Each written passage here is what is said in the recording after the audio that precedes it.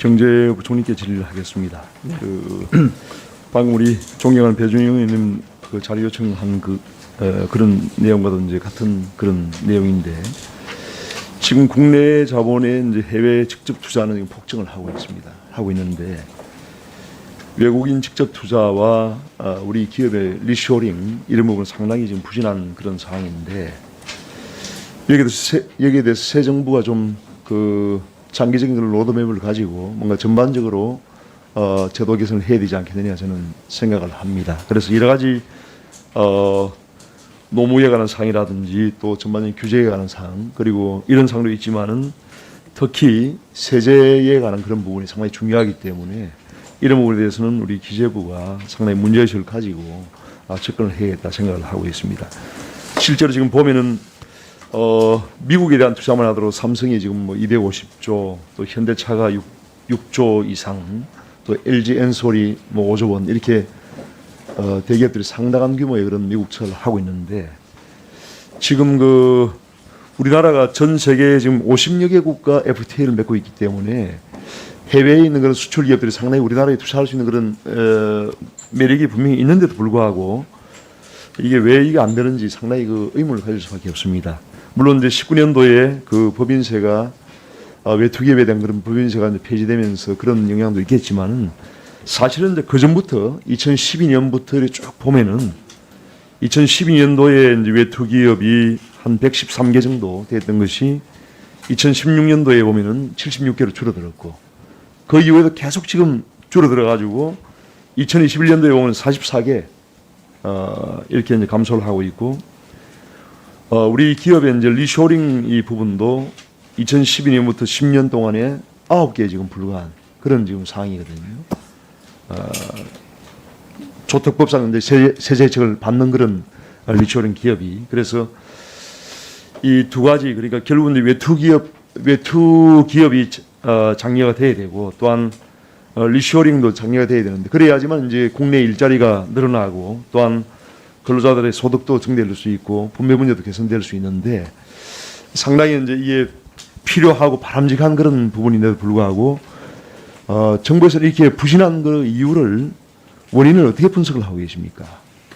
예, 기본적으로는 우선 뭐 기업이 해외에 나가 있는 것은 여러 이유로 나가 있을 겁니다. 현지 이 시장 확대 등도 있는데, 기업에 움직이는 것은 그 국가에서 기업하기 얼마나 좋으냐 이걸 가지고 움직인다. 결국은 우리가 많은 기업이 나가고 덜 들어온다는 것은 우리의 기업 환경이 그만큼 경쟁력이 크지 않다, 이런 생각입니다. 거기는 규제도 있고 여러 가지 지원 부분도 있고 또 세제 문제도 있고 그런 것들이 다 복합적으로 어우러져 있다, 그렇게 생각을 합니다. 거기에 대한 인센티브가 저희들은 상대적으로 크지 않기 때문에 우리의 리쇼링 등에 관해서 지금 더 많은 강도 높은 대책이 필요하다, 이런 목소리들이 제기되고 있는 상황입니다. 이게 이제 상당히 오랜 동안 이게 문제가 제기된 상황이고, 우리나라가 특히 이제 외국인 직접 투자가 상당히 이제 부진한 국가 중에 하나다, 이런 이제 그런 얘기가 많았는데, 결국은 이제 세제 지원에 관한 부분도 지금 말씀하신 그런 기업의 어떤 경영 환경을 조성하는 데 상당히 중요한 부분이거든요. 예. 중요한 부분이기 때문에 기재부가 그에 대한 주무부처라고 생각하시고 뭔가 이걸 개선하기 위한 그런 노력을 집중적으로 해야 된다. 그래서 제가 앞서 말씀드린 대로 새 정부가 이러한 부분에 대해서 장기적인 로드맵을 가지고, 또한 국내 기업이 지금 어떤 투자라는 게 상당히 이제 잠재 성장률도 지금 저하되고 국내에 한계가 있기 때문에, 그러한 부분에서 외국인들의 어떤 직접 투자를 유치하고, 또 해외에 나가 있는 많은 우리 국내 기업들이 리쇼링 할 수 있도록 우리가 많은 집중적인 그런 어떤 지원을 해야 되거든요. 예를 들면 이제 현행 제도에서도 상당히 개선할 수 있는 여지가 많습니다. 예를 들면 국내 기업의 리쇼링 이런 부분에 대해서도 지금 보면 이제 거의 이게 지금 세제 조특법상의 그런 세제 지원이 안 되고 있는 그런 상황인데, 상당히 까다로워요. 요건이 보면은 요건도 까다롭고 상당히 어떤 서류라든지 이런 부분도 굉장히 복잡하고, 예를 들면은 어떤 지원을 받기 위해서는 해외 사업장의 생산 규모가 줄여야지만 세제 혜택을 준단 말입니다. 그런데 리쇼링을 결정할 당시에는 해외 사업장이 여건이 좋지 않아 가지고 생산량이 감축할 것으로 예상을 했지만은 또 그것이 이제 그 상황이 바뀌면서 해외 사업장의 어떤 생산량이 증가할 수도 있단 말입니다. 증가가 되면은 세제 측은 안 줘요.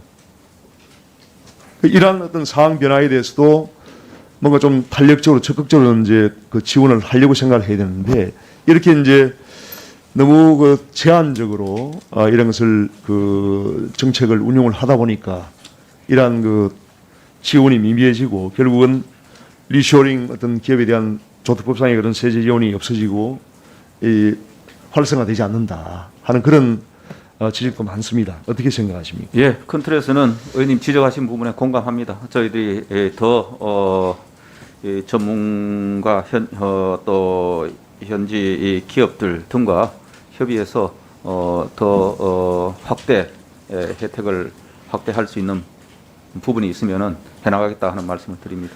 최근에 정경련에서 500대 기업에 대해서 이제 그 리쇼링에 대한 그런 의향 조사 이런 것을 한 적이 있습니다. 지난달에 했는데요.